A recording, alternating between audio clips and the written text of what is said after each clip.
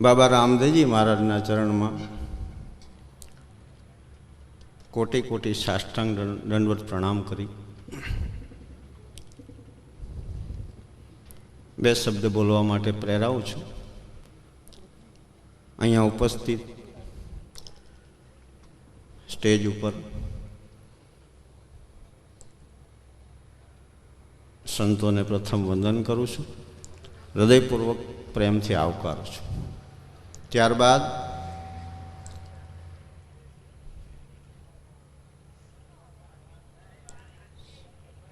रामदास जी बापू ने त्या आप सौ जाणो छो जे प्रसंगे आपणे उपस्थित थया छे ए प्रसंगे धर्मप्रेमी आत्माओं, साधु संतो, भक्तों दरेक ने ए प्रसंगे आपने अहींया भेड़ा कर्या छे। एक माणसे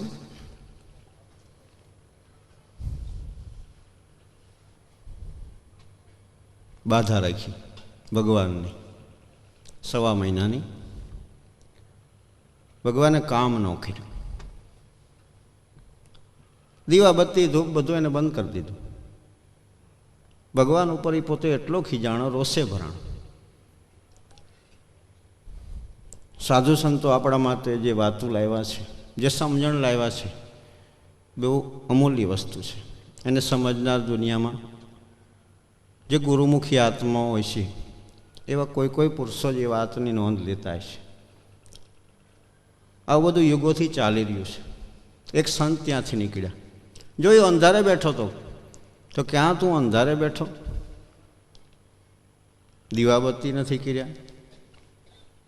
के बापू भगवान ने मैं बाधा राखी थी, मारू काम न कर्युं एटले। संत छे ने के भला तू दीवो करीने इने दीवा थाय ने एवुं जो तू मानतो होय तारी भूल छे। तू दीवो करी इना अंजवाड़े तू बेस। एम आ बधी महान पुरुषोनी जे दौलत छे, मेहनत छे,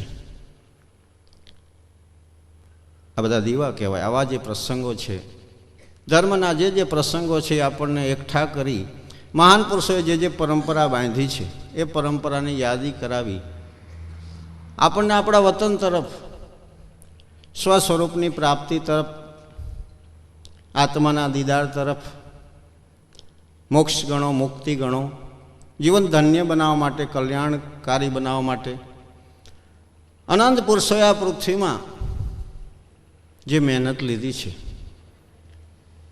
अने एज मेहनतनो आ बधो प्रताप छे। मानव जीवन जो कि थोड़ो हूँ मूंझाऊँ छूँ, कारण के ज्ञाननी धारा है ये अथा अमाप शायर है। प्रसंग है, संतवाणीनो प्रसंग है। घणा बधा कलाकारो उपस्थित है। थोड़ू बोलवानुं कीधुं छे। मानव जीवननी जे किंमत संतो बतावे छे, नानी एवी वात लई अहीं वातने विराम आपीए। एक झवेरी तो झवेरी, ए झवेरीनो अवसान थयुं। एवी सरस मजानी वात छे जे बुद्धिजीवी आत्माओ ज आने समजी शकशे। एनो पुत्र विदेश हतो, एने बोलाववामां आव्यो। घरे आव्यो, जे कई क्रियाकर्म पूरो कर्यो 12 दिवस सुधी। झवेरीना दीकराए घरनी अंदर जोयुं, 4 दीवाल सिवाय कोई चीज घरनी अंदर नहीं।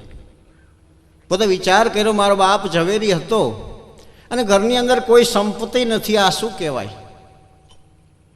पोते समजतो तो के हूँ एकना एक पुत्र छूं, हूँ विदेश हतो एटले कदाच पिताजीए एवुं मान्युं हशे के संपत्ति छे, जे दौलत छे, जे झवेरात छे, एने तो संताड़ीने राखवी ज बराबर छे पुत्र माटे।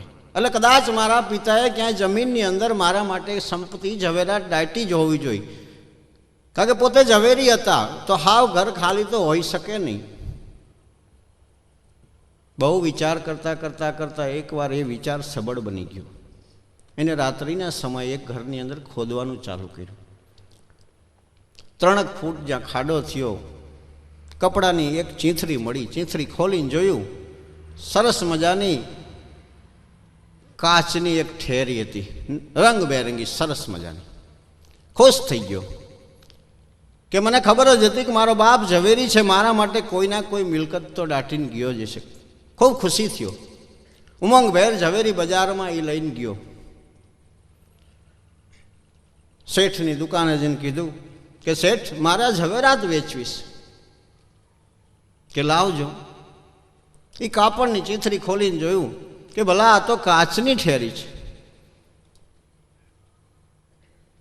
એ હંકેલી ઊભો થઈ અને બીજી દુકાને ગયો. પોતે વિચાર કરે છે કે મારો બાપ ઝવેરી હોય, કાચની ઠેરી કદાચ રાખે નહીં, અને રાખે તો જમીનની અંદર શા માટે દાટીને રાખે? પણ આ શેઠને મફતમાં પડાવી લેવી છે એટલે આની એ કાચની ઠેરી કહે છે. એને વિશ્વાસ ન આવ્યો, બીજી દુકાને જઈને પૂછ્યું કે શેઠ, મારે આ ઝવેરાત વેચવીશ. કે લાવ.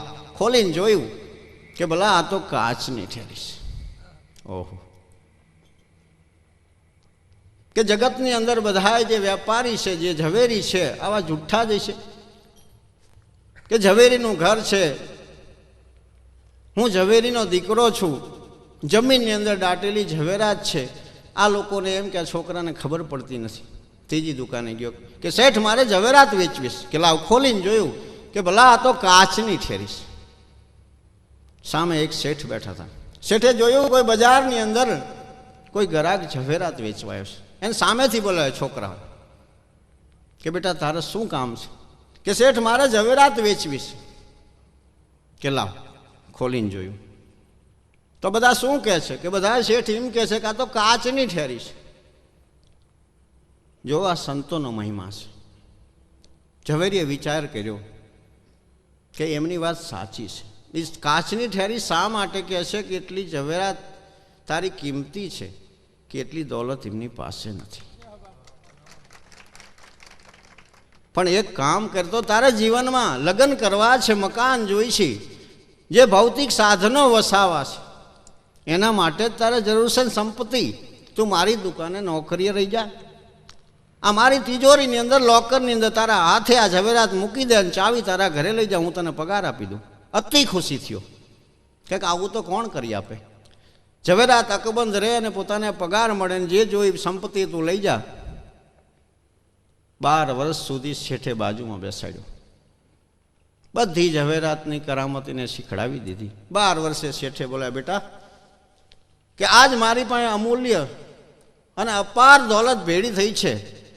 આ તિજોરીની અંદર તારા હાથે જે તે ઝવેરાત મૂકી છે લાવ, અને એની કિંમત તારા હાથે કરું, તને સંપત્તિ આપી દઉં. તિજોરી ખોલીને જા લાયો ને ચીથરી જાતે ખોલી.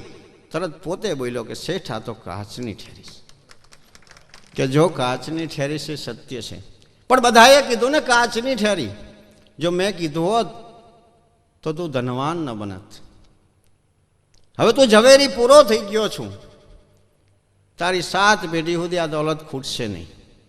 એમ સંતો આપણને મહામૂલ્ય જે મનુષ્ય અવતાર મળ્યો, રત્ન ચિંતામણી દેવોને જે દુર્લભ દેહ મળ્યો, એ વ્યર્થ ન જાય. ખરેખર કાચની ઠેરી છે. સંતોની ભાષામાં, સંતોએ ઘણી પ્રકારે વાણીમાં 2 ધારા ચલાવેલી છે. કાચની જ ઠેરી છે, પણ છતાં એમને કીધું નથી કે અમૂલ્ય રત્ન ચિંતામણી દેહ છે. એમ કરી પાસે લઈ જઈ અને એને પૂરો ઝવેરી બનાવી દેશે અને પોતાની જાતે નક્કી કરાવે છે કે હું ક્યાં ઊભો છું ને મારી પાસે શું છે. એમ બાબા રામદેવજી મહારાજની 2 મિનિટની વાત કરી, વાતને વિરામ આપીએ. સનાતન ધર્મની જે ધારા સતયુગથી અત્યારે કળયુગ સુધી શિવ અને પાર્વતી જે ચલાવેલો જે સનાતન ધર્મ 600 વર્ષ પહેલાં લુપ્ત થઈ ગયેલો, બાબા રામદેવજીએ 17 કળા લઈ અજમર રાજાના ઘેર અવતાર લઈ અને એ ધર્મને જોરશોરથી આગળ ધપાયો છે. ધનગડી ધનભાગ આ ગિરનારની ભૂમિના, સૌરાષ્ટ્રની, કચ્છ કાઠિયાવાડની ભૂમિના કારણ આપ સૌ જાણતા હશો. કારણ કે આવી ધર્મભૂમિની અંદર વસતા પુરુષોને થોડા અંશે પણ આછો ખ્યાલ તો હોય છે. કે બાબા રામદેવજી મહારાજે સનાતન ધર્મની અંદર પાઠ પૂજન જ્યારે કર્યું રણુજા નગરની અંદર, ત્યારે આગેવાનીમાં કોટવાડ તરીકે ખીમડિયા કોટવાડને બોલાવ્યા હતા. અને તમામ જે ભક્તો હતા આપણા કચ્છ, કાઠિયાવાડ, સૌરાષ્ટ્રના હતા. અને એની પ્રતીતિ બતાવે છે કે બાબાએ સમાધિ લીધા પછી બાબા આ બાજુ આવ્યા છે. આપણો જે પ્રેમ છે, આપણી જે નેક છે, કંઈક સનાતન ધર્મની અંદર મહાન પુરુષો બે વસ્તુ મુખ્ય બતાવે છે, વાચ અને કાચ. વાચ કોને કહેવાય કે વાણીના જે સાબિત.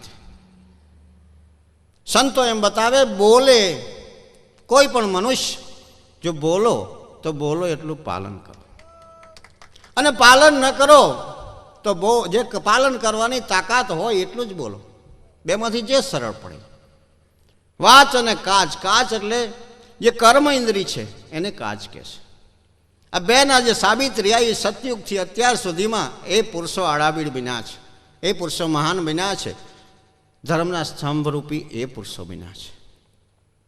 વચનના જે બળિયા પુરુષો છે, આજે કોણ એને સમજી શકતા છે? સનાતન ધર્મ કોઈ સામાન્ય વસ્તુ નથી. સનાતન ધર્મની ધારાને જેને પુરુષોએ ઝીલી છે, જે સંતો ભક્તોએ ઝીલી છે, જે નર નારીએ ઝીલી છે, નારી હોય કે નર હોય, સનાતન ધર્મ એક જ બતાવે છે કે વાચ અને કાચના સાબિત બનો બસ. કારણ કે વચન બે પ્રકાર ગંગા સતી બતાવે છે કે વચન 14 લોકથી ન્યારું, એની તમે કરેલી ઓળખાણ. ગંગા સતી એમ બોલ્યા તો મટી જાય 84ની ખાણ. રામચંદ્રજી પરમાત્મા ત્રેતા યુગમાં થયા, રઘુકુળ રીત સદા ચલતી આવી, પ્રાણ જાય પણ વચન જાય. રઘુકુળની અંદર ઘણા મહાપુરુષો થઈ ગયા, પણ પ્રભુ રૂપે જેટલા પુરુષો થયા એ બધા વચનના બળિયા હતા. એ પરંપરામાં વચનની આવી તાકાત છે. બાબા રામદેવજીએ પણ વચનની તાકાત બતાવી છે. પ્રસંગો તો પૃથ્વી પર અનંત થતા છે. જ્ઞાન, ધ્યાન, મુક્તિના ઉપદેશો યુગોથી મહાન પુરુષોની ધારા લઈને અસંખ્ય પુરુષો આવે છે. અકળિત માયા છે, અકળિત ખેલ છે. મસાલચી હોય દરેકને અંજવાળું કરે, પણ ઘણીવાર એવું પણ બને છે કે ઓરન કો ઉજાલા કરે આપ અંધેરે માય. આ જે શબ્દરૂપી નાણું છે તમારા ને મારા ઉપરથી દરેક જગ્યાથી પસાર થઈ રહ્યું છે. જે ઝવેરી છે, જે માલમી છે, શબ્દના માલમી, જે શબ્દના ભેદી છે, એ મોટા પુરુષોનો ભેદ જાણી શકે છે. આ ગુરુમુખી પુરુષોનો આ મામલો છે. સુરવીર પુરુષોનો, મહાન પુરુષોનો, સમર્થ પુરુષોનો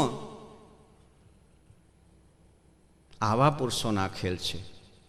આ ખેલની અંદર કર્મ અને કર્મના જે સંજોગ છે, કોણ જાણે મહાન પુરુષોના ઘરની અંદર શું રીત છે. આપણે તો એવું માનીએ છીએ સારા કર્મ કરીએ તો સારું ફળ મળે, ખરાબ કરીએ તો ખરાબ ફળ મળે. સનાતન ધર્મની ધારામાં જુઓ, લાખો જ્યારે જે કામે ગયો તો એ સારા કર્મ કરવા નહોતો ગયો, સંજોગ જો બન્યો. માલદે જે કામ કરવા ગયો તો માલદે કોઈ સારું કામ કરવા નહોતો ગયો. કોણ જાણે કયા જન્મની કરણીનો આ સંજોગ બનતો છે. જેસલજી જે રાત્રે જે કામ માટે ગયા કોઈ સારું કર્મ કરવા માટે નહોતા ગયા, પણ કર્મનો જે સંજોગ બને છે એ તો ધનગડી ધનભાગ છે. પૂર્વ જન્મની કરણી સિવાય, કમાણી સિવાય અને આ જન્મના સંસ્કારના સુમેળ વિના અને મોટા પુરુષોના શરણાગત વિના, સાધુ સંતોની શરણાગતિ વિના જીવનો કોઈ ઉદ્ધાર નથી. યુગ ગમે તે હોય, આજના યુગમાં કોઈ શબ્દનો મહિમા નથી. 40 વર્ષ પહેલાં નાના નાના ગામડામાં શ્રવણ છે, ભાટ, બારોટ, ચારોણ, એડિયાનો દીવો ભરતો હોય, નાની એવી ભગવાનની વાત કરે, આખું ગામ બેઠું ખુશી ખુશી થઈ જાય. કદી કોઈ શબ્દ સાંભળેલા ન હોય, ખુશ થઈ જતા. આજે વિશ્વાસ છે, પ્રેમ છે. આજે તો શબ્દનો કોઈ મહિમા નથી રહ્યો, વિવેક કોઈ વસ્તુમાં નથી રહ્યો. આજે વિવેક શું ચીજ છે જોવી હોય તો પૃથ્વી પર કોઈ એવા પુરુષોના ચરણે લાંબો કાળ નિવાસ કરવો પડે. વિવેક શું ચીજ છે? વિવેક કેવળ ભૌતિક સાધનમાં નથી, વિવેક કર્મની અંદર છે, વિવેક વાણીની અંદર છે. નહીતર અકર્મમાં બી કર્મ બની શકે છે અને કર્મમાં બી અકર્મ બની શકે છે. ગીતામાં કૃષ્ણ ભગવાને કીધું છે, કર્મમાં અકર્મ છે, અકર્મમાં કર્મ છે. હે અર્જુન, એને જાણે છે કોઈ જોગી. કોઈ યોગી પુરુષો જ આ વાતને સમજી શકે છે. અકર્મમાં કર્મ.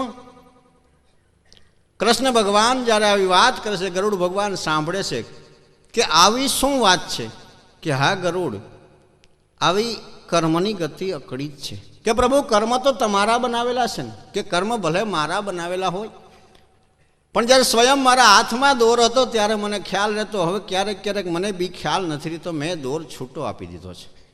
કે મનુષ્ય જે પ્રકારનું કર્મ એક કઈ સેકન્ડે કાયિક, વાચિક અને માનસિક, અને ચોથું વિશ્વાસઘાત, સંતો 4 કર્મ બતાવે છે. કર્મ ઇન્દ્રિયો 5 છે, 5 કર્મ ઇન્દ્રિયો દ્વારા થતા જે કર્મ છે, 5 જ્ઞાન ઇન્દ્રિયો છે. કાયિક, વાચિક એટલે બોલવાથી જાય, માનસિક એટલે સંકલ્પથી જે કર્મો થાય છે, અને ચોથું વિશ્વાસઘાત છે. એ મહાન ભયંકર કર્મ છે, જેનો કોઈ ઉપાય સંતોએ કોઈ શાસ્ત્રમાં બતાવ્યો નથી. ગરુડ ભગવાને વિચાર કર્યો, પ્રભુ આપના બનાવેલા કર્મ અને આપ કો મને ખ્યાલ નથી તો. ભગવાન સમજી ગયા, તને નહીં સમજણ પડે, તું એક કામ કર, મૃત્યુ લોકની અંદર તું જા. નિમિશ્રમ નામનો આશ્રમ છે, ત્યાં બુંદ જોગી વસે છે, ત્યાં જાત અને સમાધાન થઈ જાય છે. ગરુડ ભગવાનને તો હાલવાનું હતું, તો 2 પાંખું ફેલાવી મૃત્યુલોકમાં આવ્યા. નિમિશ્રમ નામના આશ્રમમાં 200-500 ભક્તો બેઠા છે.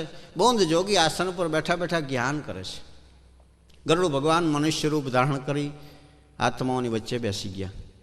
એ વાત સાંભળી ગરુડ ભગવાન વિચાર કરે છે કે ભગવાનની પાસે આટલા વર્ષોથી હું રહું છું, આવા શબ્દો મેં નથી સાંભળ્યા. આ મૃત્યુલોકમાં આ પુરુષની કેવી તાકાત હશે, આવા વિચાર કરે છે. તો બુંદ જોગી શું બોલ્યા, કેવો સંજોગ બને છે. બુંદ જોગી એવું બોલ્યા કે દરેક આત્માઓ, હું 2 હાથ જોડી આપને પ્રણામ કરી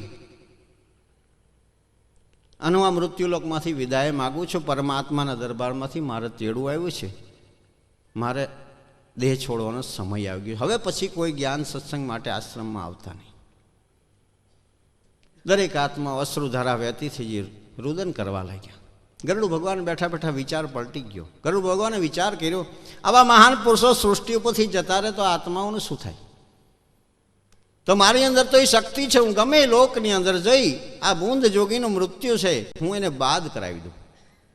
દરેક આત્મા અશ્રુ ધારા વહેતી વહેતી હવ પોતપોતાના ઘરે ગયા. ગરુડ ભગવાન પોતાનું સ્વયં રૂપ ધારણ કરી બુંદ જોગીની પાસે જઈ પ્રણામ કરી, પ્રભુ આપ મારી પીઠ ઉપર બેસી જાઓ, હું આપનું મૃત્યુ બાદ કરાવવા માગું છું. આપ જેવા મહાન સંતો જો જતા રહે તો ત્રિવિધિ તાપમાં ગ્રસિત જે જીવાત્મા દુનિયાની અંદર તપી રહ્યા છે, એનું શું થાય?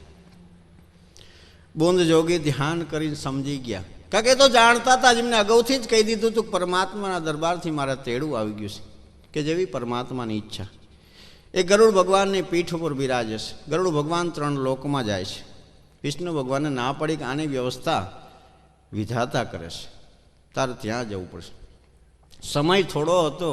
ગરુડ ભગવાને બુંદ જોગીને પોતાના આસન ઉપર બેસાડ્યા કે આપ ત્યાં બિરાજો, થોડું મોડું થાય છે, હું જલ્દી વિધાતા પાસે જઈ અને આપનું જે મૃત્યુ છે એ બાદ કરાવીને આવું છું, કે જેવી પરમાત્માની ઈચ્છા. વિધાતા પાસે જઈને કીધું કે નિમિશ્ર નામના આશ્રમમાં બુંદ જોગી જે વસે છે, એમનું મૃત્યુ ક્યારે છે? તો કે મેં લેખ જ એવા લખ્યા છે, એનું મૃત્યુ નથી. કે એ કેવી રીતે બની શકે? જગતની અંદર જે જન્મે છે અવશ્ય મરે છે, આવું સંતો બતાવે છે, અને પ્રત્યક્ષ એનું પ્રમાણ નજરે નિરખાય છે. તો કેવી રીતે બને કે મૃત્યુ નથી? કે સત્ય વાત છે ગરુડ, મેં લેખ જ એવા લઈ ગયા છે કે કદી કોઈ કાળે સંભિત નથી, પણ કે છતાંય જ મૃત્યુ તો છે ને. કે સાંભળ, કે એ બુંદ જોગી વિષ્ણુ ભગવાનના વાહન ગરુડ ઉપર બિરાજે, 3 લોકમાં જઈ અને ગરુડના આસને જ્યારે બિરાજે ત્યારે એમનું મૃત્યુ છે. ટપ ટપ આંસુ પડી ગયા. કર્મમાં અકર્મ, સારું કરવા જતાં બ્રહ્મ હત્યાનું પાપ લીધું. પોતાના આસને બેસાડીને આવ્યા હતા, ત્યાં એમને દેહ છોડી દીધો. અકર્મમાં કર્મ ને કર્મમાં અકર્મ. એક માણસે 99 ખૂન કરેલા. જો આ કર્મની અંદર અકર્મ, હવે અકર્મમાં કર્મ, 99 ખૂન કરેલા. એક આશ્રમમાં ગયો દોડીને. એને વિચાર આવ્યો કે આખી જિંદગી મેં આમ નામ કાઢી, તો 2 ઘડી જે જીવન રહ્યું છે, કંઈક પરમાત્માનું નામ લઈ લઉં, મારું જીવન ધન્ય બની જાય. બાપુના ચરણેજી નમસ્કાર કીધું, બાપુ મને કંઠી બાંધો, મંત્ર આપો. બાપુ સમજી ગયા, માથા ભારે માણા, ના પડે તો દુઃખ, હા પડે તો દુઃખ, રસ્તો શું કરવો? પાસે ખોટી પડી હતી કે બેટા, મહાપુરુષો પાસે તો બધી પ્રકારની અગમ્ય બુદ્ધિ હોય છે, ત્યાં કોઈની બુદ્ધિ ચાલતી નથી. દુનિયા ગમે એટલી મથે ને. સંતો બતાવે છે કે આ હોટી લઈ 68 તીર્થની જાત્રા કરીને આ હોટીમાં જો કૂંટા ફૂટે અને લીલા પાન આવે તો આવજે, હું તને કંઠી બાંધીશ. બહુ ખુશી થયો. હોટી લઈને ઉપડ્યો, 68 તીર્થની જાત્રા કરી, ફરતા ફરતા ફરતા મારવાડમાં પહોંચ્યો. જોધપુરની અંદર એક વાયુના કાંઠે બેઠો બેઠો વિચાર કરે, નિરાશ થઈ ગયો. 68 તીર્થની જાત્રા કરી, હોટીને કૂંટા ન ફૂટ્યા. સરસ મજાનું સામે દ્રશ્ય જોઈ ગયો. 1,00,000 પોઠિયા લઈ વણઝારો નીકળેલો. જોકે મારવાડ પ્રાંતને આપ તો જાણો છો, ઢોલના ઢમકે જ્યાં પાણી નથી, એટલા ઊંડા કૂવા છે કે અંદર તોબરો જાય, અંદર ઢોલ વગાડે, ઉપર ખબર પડે કે આમાં પાણી ભરાણું છે ને પછી ખેંચે. કિલ્લામાં પાણી રાખવામાં આવતું, સ્ટેટની અંદર જેટલા જે પ્રાણીઓ હોય એને કામ આપવા માટે. ચોકીદારે ના પાડી, ધોમ તડકો હતો. વણઝારાએ કીધું કે મારા 1,00,000 પોઠિયા મરી જશે તો પાણી પાવા દે. આ વાવના કાંઠે ફૂટો હતો, વિચાર કરે 99 થયા તો એકમાં હું ફેર પડી જાય. ઉઠ્યો, જઈને ચોકીદારને કીધું, ભલા માણસ, 1,00,000 પોઠિયા તીર્છા મરે છે, તારી પાસે અત્યારે પાણી છે, રાજાનો હુકમ ભલે હોય પણ મૂળ તો આત્મા માટે છે ને પાણી, તું પાણી પાવા દે. એમ પગે લાગી, પહાજી બંદૂક આંચકીને કરી દીધો ભડાક. 1,00,000 પોઠિયા પાણી પી વડના છાંયે બેઠા, હોટીને જ્યાં હાથમાં લીધી અને કૂંટા ફૂટ્યા. અને એવો દોડ્યો છે આશ્રમમાં જઈ અને દંડવત કરીને પગમાં પડી ગયો કે બાપુ હવે મને કંઠી બાંધશો ને. બાપુ વિચાર કરી ગયા કે ભારે કરી, હવે એક કામ કરે, તું મને કંઠી બાંધી દે. કાકા મેં તો તને અહીંથી કાઢવા માટેનો જ રસ્તો, મને ખબર નહોતી કે પરમાત્માની આવી તાકાત છે, પણ હું તારાથી થોડોક ડરી ગયો, તારા કર્મથી ડરી ગયો. તો એક નિકર્મ કર્મ પણ છે.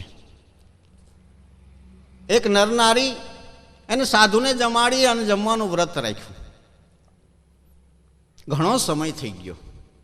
સંજોગ પરમાત્માએ બનાવ્યો. એક દી ખાખી મહાત્મા પધાર્યા. ખાખી મહાત્મા તો હાથે રસોઈ બનાવે, આપ જાણો છો. ગરદડીને કીધું કે હમ મેરે કો આટા દે દે, આલू દે દે, મિર્ચ દે દે, નમક દે દે. ગરદણીએ બધું આપી દીધું. શુદ્ધ જળનો એક ઘડો ભરીને લાવી દે. ગ્રસ્તના પત્ની હતા, સરોવર કિનારે પાણી ભરવા ગયા. જો સંજોગ બન્યો, બગીચાની અંદર સાપ અને નોળિયો બે ઝઘડતા હતા. સાપ મરી ગયો. હમડીએ સાપને જોયો, મરેલા સાપને ઉપાડ્યો, પોતાના માળે લઈ જવા જતી હતી. અને આ ગ્રસ્તીની સ્ત્રી પાણી ભરીને આવતી હતી. ઝેરના ટીપા ઘડામાં પડ્યા. સ્ત્રી ઘરે આવી, લોટની અંદર પાણી નાખી, મહાત્મા રસોઈ બનાવી, પ્રેમથી ભોજન કર્યું. મહાત્મા પોઢી ગયા. વિધાતાએ વિષ્ણુ ભગવાનને પ્રશ્ન કર્યો કે પ્રભુ એક સંકટ છે, બોલો. કે મૃત્યુલોકમાં એક કર્મ થયું છે એવું, કે કોના ખાતે નાખવું? તો કે એવું કેવી રીતે બને? દુનિયામાં કોઈ બી કર્મનો નિમિત્ત તો હોય જ છે. કે બતાવો, મરેલો સાપ હતો, એને કોઈ મહાત્માને મારવાની ઈચ્છા નહોતી. હમડીને પોતાના માળા ઉપર સાપને લઈ જાઓ તો એને કોઈ સાધુને મારવાની ઈચ્છા નથી. ગ્રસ્તની સ્ત્રી પાણી ભરીને પોતે ઘરે જતી હતી, સાધુને જમડવા, એને કોઈ સાધુને મારવાની ઈચ્છા નથી. સાધુ ખુદને ભોજન બનાવવા માટે ભોજન બનાવતા હતા, એને કોઈ મરવાની ઈચ્છા નથી. ઓહો, વિષ્ણુ ભગવાને કીધું એક કામ કર, 5-15 દી જ રાહ જોવી પડશે, એનો રસ્તો નીકળી જશે. 15 દિવસ, મહિનો થયો. એક મહાત્મા ગામમાં આવ્યા. તો સ્વાભાવિક ઝાંપે તો આપણે જે નવરા હોય એ બેઠા જ હોય, અને એનું એક જ કામ હોય છે, નિરીક્ષણ કરવાનું. કારણ કે દોષ અને ગુણની સૃષ્ટિ છે, જેની જેવી દ્રષ્ટિ છે. જે ગુણગ્રહી પુરુષો છે એ તો દોષની સૃષ્ટિમાં પણ ગુણને જ ગ્રહણ કરે છે, એ કદી દોષ ગ્રહણ નથી કરતા. મહાત્માએ પૂછ્યું, यहाँ કોઈ ભગત કા ઘર હે? કે આ હા મેં જાઓ, 15 દિવસ પહેલાં જ એકને હું ઢાળી દીધો છે. એટલે વિષ્ણુ ભગવાન કીધું કે આના ખાતે નાખી દો. સનાતન ધર્મની અંદર કર્મની જે તાકાત છે એ એવી છે કે વાચ અને કાચ આ બે જો સાબિત હોય તો વચનની તાકાતે અનંત પુરુષો જેને સમાધિમાં બેઠા થઈ જવાબ આપ્યા છે, મરેલ મરદાર સજીવન કર્યા છે, જેના આધારે વચનથી ધરતી ટકેરી છે, વચનથી આકાશ ટકી રહ્યા છે. વચનના આધારે સમસ્ત 21 બ્રહ્માંડ, એક શબ્દની સત્તાથી 21 બ્રહ્માંડ રચાયો. સંતોએ કીધું આકાશને આધાર નહીં પૃથ્વીને પાયો, એક શબ્દની સત્તાથી 21 બ્રહ્માંડ રચાયો. આવી તાકાત છે. અને કોઈ આવા પુરુષોના, સાધુ સંતોના પુરુષોના ચરણે જઈ અને આવી કોઈ મહામૂડી જો મનુષ્યને પ્રાપ્ત થઈ જાય તો જીવન ધન્ય બની જાય. જ્ઞાન ધારા તો અથામ અમાપ છે, પણ એની અંદર જતાં સમય બહુ જતો રહે છે. તો અહીંયા વાતને હું વિરામ આપી અને અહીંયા આ પ્રસંગે તમારી સામે અહીંયા આમંત્રણને માન આપીને આવવાનું જે થયું એ ખરેખર એક સંજોગ હું ઘણીવાર રામદાસજીને કહું છું કે આ શું બને છે એ મને ખુદને જ ખબર. અમારા જીવનમાં આવું નથી બન્યું કે ઓચિંતાનું 5 જ મિનિટમાં એ નિર્માણ થઈ જાય છે આવવાનું, અને આવવાનું થઈ જ જાય છે, અને એમને પણ થઈ જાય છે. સાધુ સંતોથી એ પણ અતિ પ્રીતિ રાખે છે, અને અમે આવી રીતનું કોઈ વિચરણ કરતા નથી. પણ છતાં કોણ જાણે એક જ ઘરના 5-6 વ્યક્તિ આજે આવ્યા છે. આજે કેવી રીતે આ નીકળો, કોણ સંજોગ બનાવે છે એને તો હું સમજવા માટે જ કોશિશ કરું છું. બળદેવદાસ બાપુની હમણાં જ તિથિ ગઈ. તિથિની અંદર રામદાસજીના ભજન રાખ્યા હતા. તિથિ 13ની આવે છે, માગસર સુદ 13ની. એક જ દિવસ વચ્ચે આડોરે પૂનમને. તો શું પોતાને મોજ આવી, પૂનમના દિવસ રાત્રે 2 વાગે આવ્યા. એક જ દિવસ ઘરે આવીને આ પ્રેમ છે, એકબીજાનો પ્રેમ છે. આ વિશ્વની અંદર બસ ગુણગ્રાહી બને. સંતો આપણને એવું બતાવે છે આપણાથી જે થાય કરો, કોઈના દોષ ગુણ જોયા વિના આપણે શું કરવું છે બસ એટલું સ્વીકારો. નહીં તો આ સૃષ્ટિ પર અનંત મહારથીઓ જતા રહ્યા છે, અને આ જે એમની અખડિત લીલા અખડિત માયામાં તો કોઈની બુદ્ધિ ચાલે એવું નથી. એક પાણીના ટીપામાંથી સૃષ્ટિ બનાવનાર, અને એની બુદ્ધિ જો આટલી પાવરફુલ હોય તો અનંત સૃષ્ટિ જેને પેદા કરી છે એને કોણ સમજી શકે. મહાન પુરુષો જો આપણને કંઈ ના કંઈ સતબુદ્ધિ આપે તો કદાચ એ પુરુષની ઝાંખી થાય. એટલે અભિમાન છે, કામ છે, ક્રોધ છે, લોભ છે, આ બધું મૂકવાનું, કઈ વાજ કાચના સાબિત બનવાનું. રામદેવજી બાબા સનાતન ધર્મને નક્કર જે બનાવ્યો છે, નિજારનું પ્રત્યક્ષ પ્રમાણ એ પુરુષે આપેલું છે, ને એના આધારે આજે ધર્મો ટકી રહ્યા છે. 12 બીજના ધણી શા માટે કહેવાય છે કે એમનું પ્રમાણ સિદ્ધ અને પીરઈનું પ્રમાણ પર રાજસ્થાનની અંદર એટલી સુવાસ ફેલાવાથી 12 સંપ્રદાયના આચાર્યોએ એક જ દિવસ બીજનો નક્કી કરી 12 સંપ્રદાયના આચાર્ય બાબાને આમંત્રણ આપેલું છે કે આ પીર અને સિદ્ધ છે તો જોવો છે. અને 12 જગ્યાનું આમંત્રણનું બાબા રામદેવજી આમંત્રણ સ્વીકારી અને 12 જગ્યાએ હાજરી આપે છે. બધાય ધર્મના આચાર્યો જ્યારે એકઠા મળ્યા ત્યારે બધાને ખબર પડી કે બધી જ જગ્યાએ રામદેવજી બાબાએ હાજરી આપી. એ 12 બીજના ધણી છે, છતાંય એ બીજની બહાર છે, બીજની અંદર નથી. 12 બીજના ધણી છે અને બીજની બહાર છે. સનાતન ધર્મની અંદર મુખ્ય જો આધાર હોય તો બીજ ધર્મનો છે, આંતરિક બીજ ધર્મ છે. અને 1 વર્ષની 12 બીજ આવે છે,